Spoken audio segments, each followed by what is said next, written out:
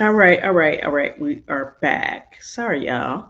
I thought I was pushing pause and I didn't turn the whole thing off. Brought to you by my cold or whatever this is that I'm sick with. Okay, so let's just jump right into it.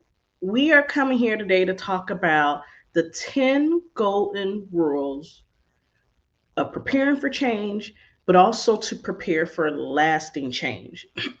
The reason why I wanted to do this video, first of all, was because there are so many of us that get into this routine of I'm going to do something new. I'm going to set my goals. I'm going to say something out loud, speak it into existence. And we end up sometimes claiming that the reason why something didn't happen was because it was meant to be. That is very possible. But this is how we make sure that that's just not a cop out, basically. Okay.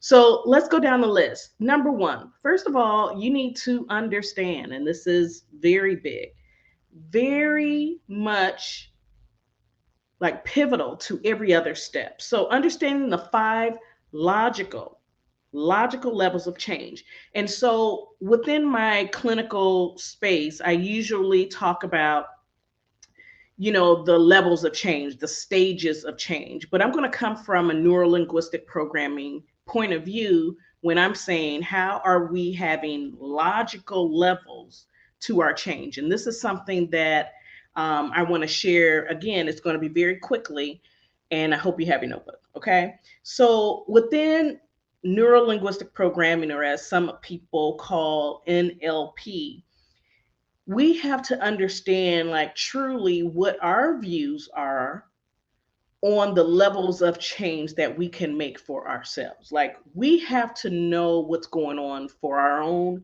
challenges, our issues, everything, good, bad, and indifferent. We have to know it all to help us. So these are the five things within this one step. So you have to understand these five things. That's number one rule. And these five steps are identity, your beliefs, your capabilities, as well as your behaviors and your environment. And so, again, to be very brief with this, in neurolinguistic programming, the five logical levels of change of identity is who are you and what are the role that you play in your own life. A lot of times we say, well, I know who I am, but we don't consider what it is that we do and why we do it because we're not even taking time out to get to know who we are, first of all, first and foremost. Okay. So, who are you and what role do you play in your life? Not other situations. Okay. But your beliefs. Why is it that you do what you do? You have to understand why you do what you do, where it comes from. So it can be your values, your beliefs, your bottom line. It can be any of those things. Okay. So the next of those five is your capabilities. What are your knowledge, skills, and abilities? What is it that you know? What is it that you actually have a strategy for creating, right? How do you do the things that you do? The next one is behaviors. What are you doing?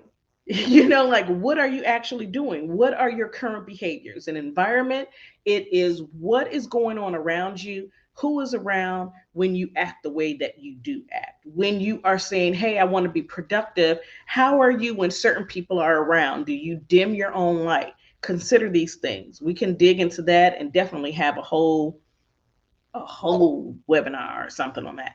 But either way, those are understanding. These are levels of understanding your identity, your beliefs, your capabilities, your behaviors, as well as your environment. So that's just one. Understand those things. The next thing is get clear on your goals. A lot of ways that you can get clear on your goals is following the SMART technique, the SMART method. That's, making sure that your goals are specific, measurable, attainable, relevant to what it is that you want to achieve, as well as time bound. Okay. So, again, we can dig into that, but you have to not only understand the logic behind your change that you're trying to make, but you also have to have a strategic, very specific, very measurable, attainable, relevant, and time bound goal. Get clear on that. Also, create a list of your pros and your cons. When it's all said and done, there's doubt that comes up with anybody when you're working on things that are major, right? So, when you're working on change, it's the new year, you are using this newness as a way to create a shift in your life, right? And so, when it's all said and done, and again, I'm talking to you with my tea and my tea and my peppermints. Okay, I'm not gonna eat this one because these are the meltable ones. And the last time I did that, my mouth was all kinds of random and not talking clearly as one. So when you are in doubt about what it is that you can achieve or not, you want to make sure to create a pros and cons list. We think of that a lot of times, especially when it comes down to relationships or a job or big decision. But in everything that you're doing for your New Year's resolution, you have to be able to weigh some pros and cons to what you're doing. You may say, "Oh, this next year I'm going to travel more." Okay, but if you haven't weighed the pros and cons of traveling in the midst of a pandemic, there's people doing it. But depending on how your situation is set up, that may be a con. It may not be something that you want to do because then you're let down. And the way that our bodies work, we work off of a reward system. Okay. We work off of a reward system. We are more likely to do something consistently. We are more likely to do more of something or make a transition when we actually have things that we see that have worked. Okay. So this is a big part of that part. Okay. So a lot of people don't know about this one, and that is creating or conducting a pre mortem analysis. And what is that? Usually, and just as you think mortem, it's death after something has died. So, when we're talking about pre mortem analysis, we're saying if the goals that you're setting, your resolution that you're setting, didn't work out, what were the reasons why? If you didn't have the ability to save up what you wanted to save so that you can begin to have more financial freedom and really adopt a more financially literate framework, what got in the way? Once you know what has gotten in the way, then you can backtrack and begin to build contingency plans, which is also a part of this list. But for now, we're just saying that's what a pre-mortem analysis is. You're making an assessment of if my New Year's resolutions did not pan out as I had intended, what would be the reasons why? And that does require some introspection. That requires you to sit back and think, if my New Year's resolutions didn't come to life, what didn't I do? What mindset didn't I have that I should have had, right? So that's conducting a pre mortem analysis.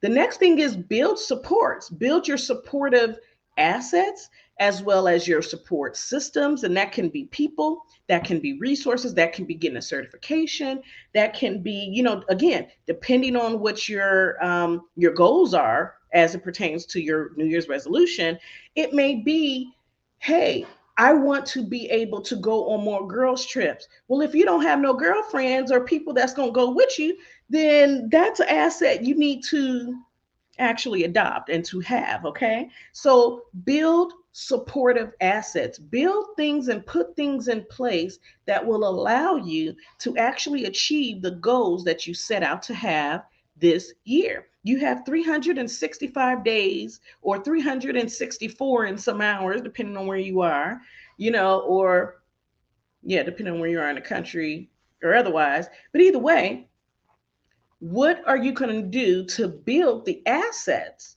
to build the systems, to build the supports in order to help you execute the plan that you put in place, right? So the next thing is, as I said, was to create contingency plans. Now, I mentioned this as a part of what you would do once you have engaged in your pre-mortem analysis. And ultimately, when you are creating a contingency plan, there's something you have to be very, very clear of. Okay. It is Creating contingency plans for obstacles, like specific things. And that's why it's great for you to do that pre-mortem analysis, because you will then know what are the likely situations that will get in my way, the likely obstacles. And once you have gotten to the place where you have scrutinized what these challenges may be, you may come up with the plan for the possibilities to still make it work. Like, you don't have to go into too much detail when you're doing that, but just decide ahead of time how you might be able to handle the different bumps in the road that come along.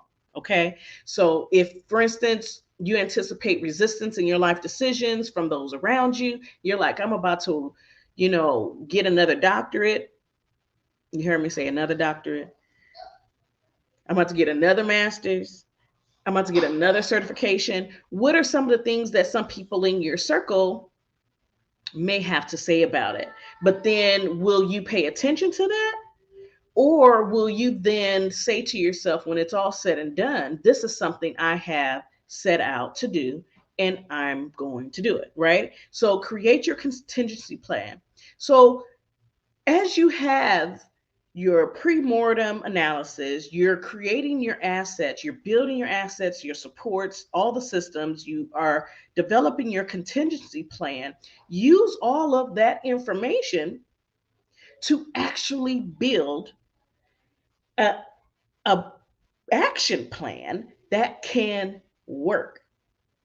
An action plan that can work. So we're not talking about, the goal setting, right? We're not talking about that piece, but we're at the point of planning a plan that will have implementation components, okay? Implementation components.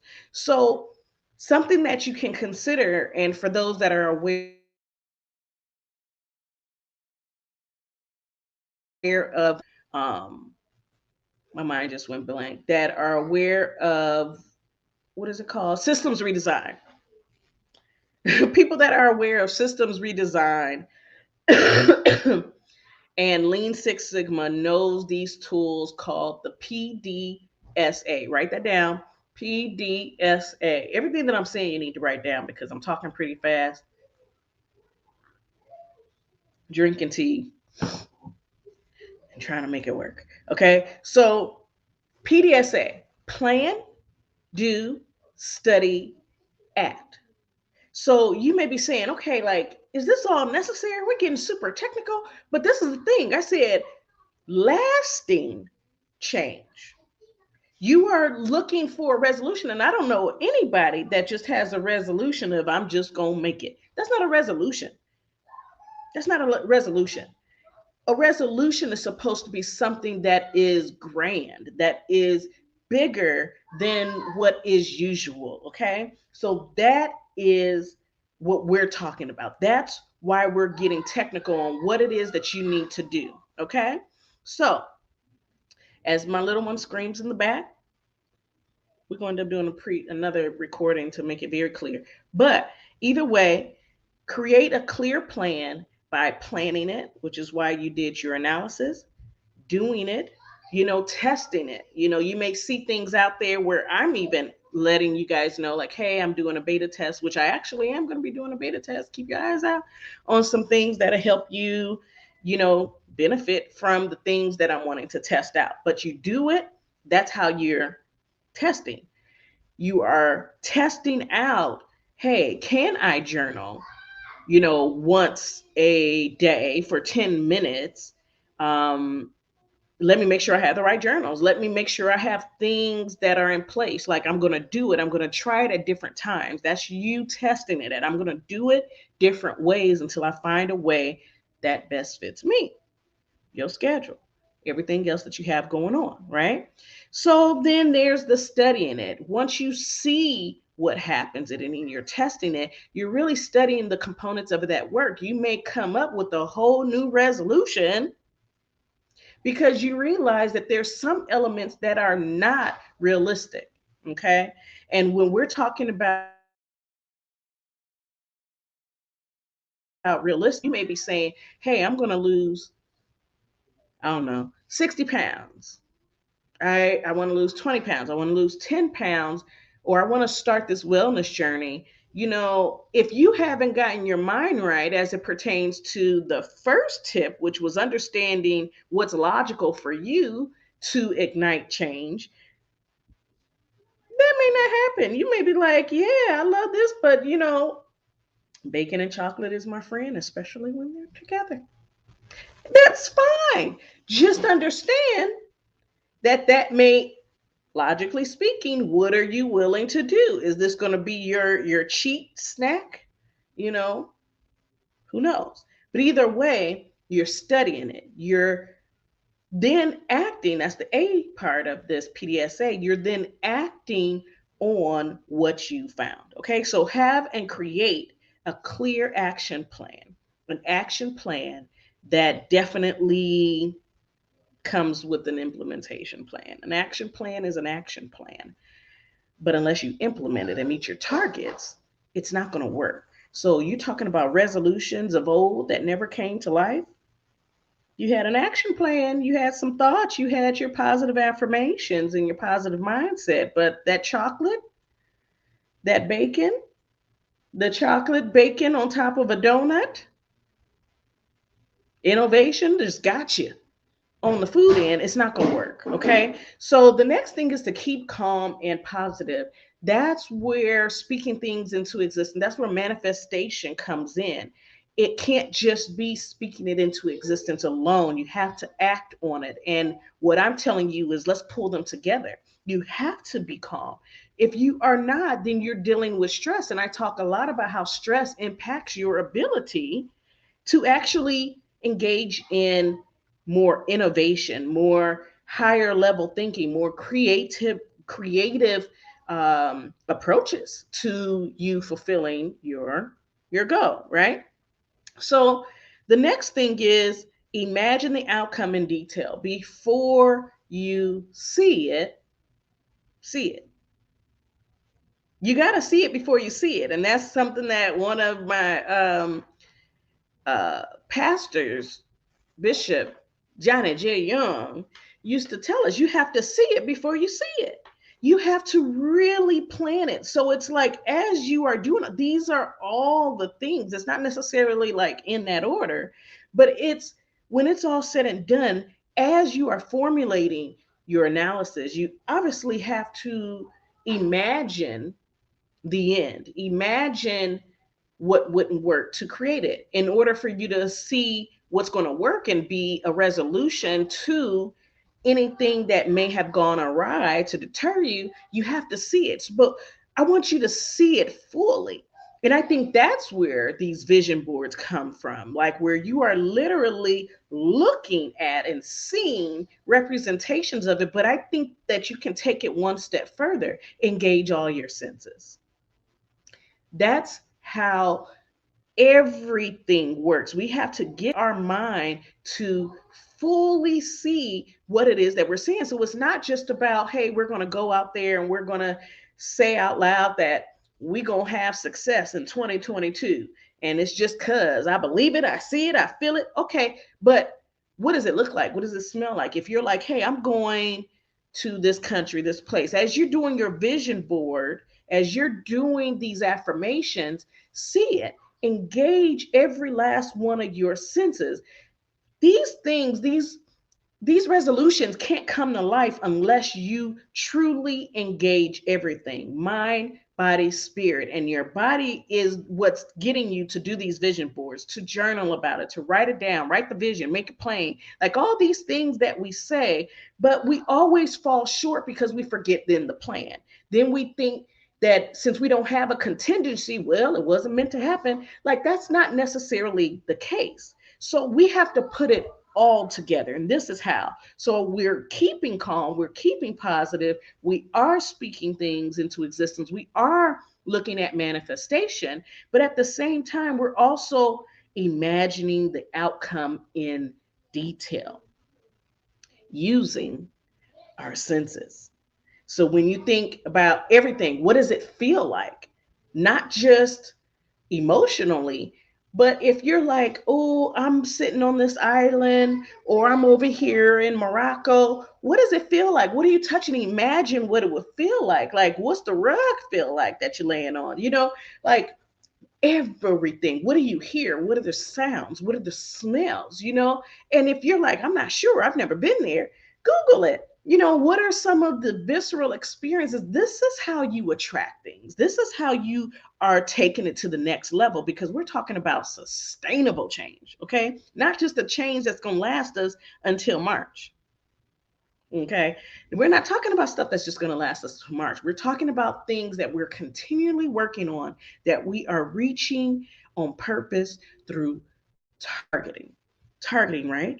And the last one that I want to say, in addition to that, is take massive imperfect steps forward. Like, I learned that from someone that I initially watched, Grace. I initially watched her and how she really pulled women out of that mindset of small. Like, again, I said resolutions are supposed to be grand, right? They're supposed to be grand. So, what do we need to do to make it grand? We need to take massive steps forward. Otherwise, it's just a thought. Otherwise, it's just, uh, you know, I guess I got to try again. You're tired before you even started, right? But in everything that you're doing, take that deep breath. Like, the bottom line is, and there's something, a quote that Barack Obama said: change will not come if we wait for some other person or some other time. We are the ones that we've been waiting for. We are the change. We are that change that we seek. We are the ones that can bring it about. And I'm talking about, let's make some big steps in 2022. I feel like, in some ways, a lot of people that I've been working with, my clients currently, that I worked with at the start of the pandemic, it's always been about, oh, I'm going to wait until things calm down. Things aren't going to calm down. Haven't you noticed that the uptick has been things getting crazier and crazier? Yeah. We don't know. We don't know. So the best thing that we can do truly is tap into it. So, very quickly, as a recap, and then I'm going to get off of here. And I really do want to hear your thoughts after watching this. Like I said, you may have a coach, you may be working on one piece of it, you may be, sharing, what your affirmations are or whatnot. But these are the 10 golden rules, or even the major steps that you can keep in mind so that your change is sustainable, that you actually reach your resolution. Okay. So that's understanding the 5 logical levels of change for you. Okay. That's create and get very clear on your goals. Create a list of pros and cons so that we can help defeat and knock down all of those negative thoughts that come into our mind, being our worst, critic and all of that. Then conducting the pre-mortem analysis. Then, next, building supportive assets and systems, creating contingency plans. Okay, create your contingencies plans, but create a clear action plan that's connected to implementation and targets and milestones. Okay, keep calm, stay positive, get with it, move on, do it, make it happen. But imagine the outcome in details. See it before you see it. And last but not least, get to it by taking massive, and I mean massive, steps forward, even if they're not perfect. This is how you can actually set yourself up to truly get what it is that you want out of 2022. And I'm not lying. I'm not lying. There's a number of things that I haven't shared with you guys, like in one, like major, like post. Like, these are all the things that I've done. But I just keep working on them. I keep taking massive and perfect steps forward. And I want to share with you guys. It's so funny. I already started writing in. I don't know if you can see it. Already started writing in for January. What am I doing? And this is for weekly. This is for weekly. And this I want to share with you guys is just a little token of appreciation from actually my assistant. And I want to show you guys even the the mug she gave me. It says, "You are nothing short of amazing."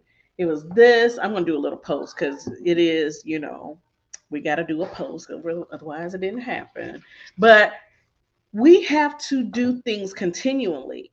And if you want to use this new year as the springboard to massive, massive action steps forward for your personal, professional goals, then do it. Do it. But consider these 10 golden rules. This is going to be up as a playback, and then I'm going to take it down maybe at the end of the week. But you can watch this and really take note of the things that you need to do if you want lasting change. We're not talking about just another resolution. We don't want to just keep talking just to be talking. Okay? We want to do things and not in a small way. It is 2022, and I don't know why every time I say 2022, I be hearing Bernie Mac's voice. I be talking to my clients and stuff like, so what? So we heading into 2022. So let's do it. Let's do it big, and let's just make it make sense. Don't just, oh, I'm gonna speak it into existence. Oh, I'm gonna do my vision board, but you don't have none of the other steps in place. So check out these 10 golden rules. Prepare for lasting change. And I just want to hear all the good stuff that comes from it. So y'all take care. I will see y'all tomorrow.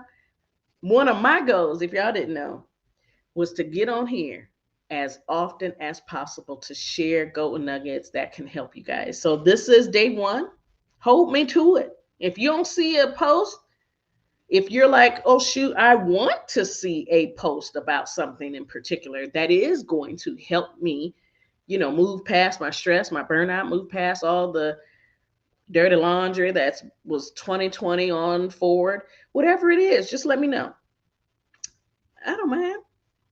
All right. Y'all have a good, happy New Year's. I'm about to set my day up, get some things done, and then just relax. Okay. But y'all take care. Love you guys. Talk soon.